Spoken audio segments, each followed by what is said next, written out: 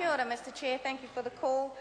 Before I start into my comments about the estimates, just to pick up on Mr King's comments with regard to vocational pathways, and that the reason that there has been a drop-off in young people entering those vocational pathways is because of lack of numeracy and literacy skills, suggesting that it is our teachers who are at failing here, and forgets to mention the 2009 cuts of $17 million down to $2 million so that those young people could attend night school to get support while they continue to do their vocational training.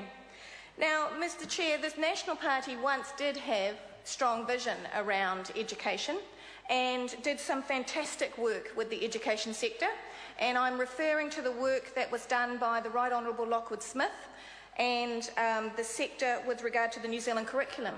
There are still glimmers of some of that, sir, inside the estimates. One of the areas that the Minister should be commended for and the Government should be commended for is $14 million being set aside to support boards of trustees. There is some concern, however, having seen an internal review document of the School Trustees Association.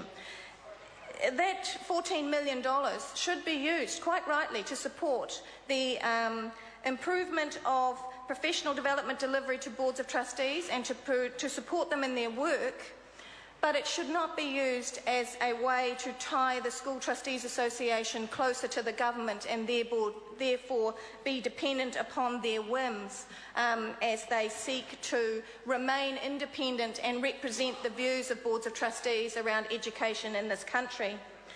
This government has been very quick to pat itself on the back and tell the New Zealand public again and again and again that they are investing more than ever before into education budget.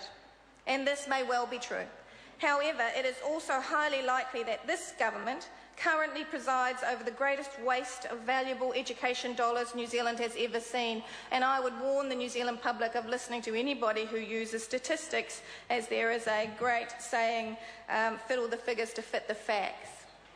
Between the 2009 and 10 and the 2012 and 2013 financial years, close to $20 million was expended out of those estimates on national standards.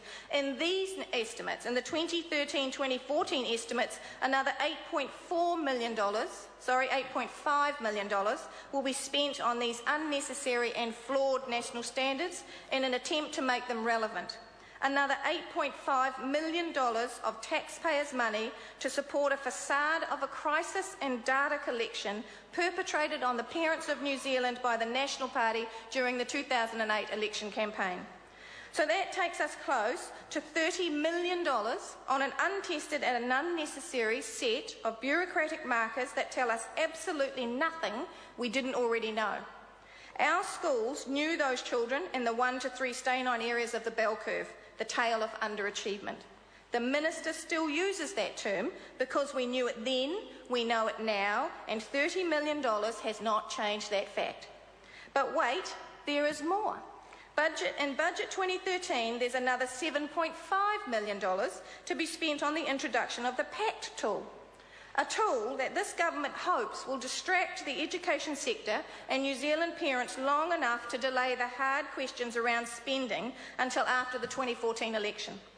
Now, Mr Chair, if we add this to the leeching away of education dollars on unproven and unnecessary data collection processes, and if we add to this the $19 million to be wasted on charter schools, wasted on investing in the assets and profits of private trusts and individuals, if we add all those numbers together, sir, we find a figure of close to $50 million. $50 million of education money wasted.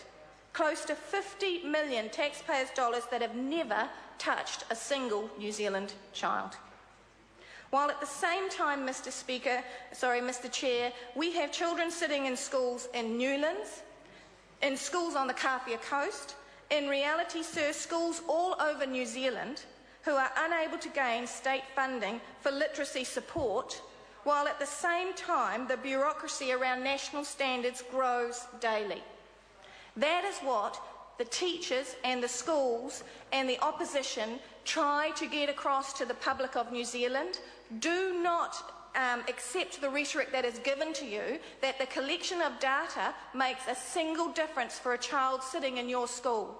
It doesn't make a single difference for your child. The Honourable Hiki Parata.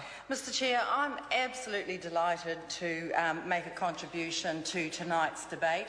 I am extremely proud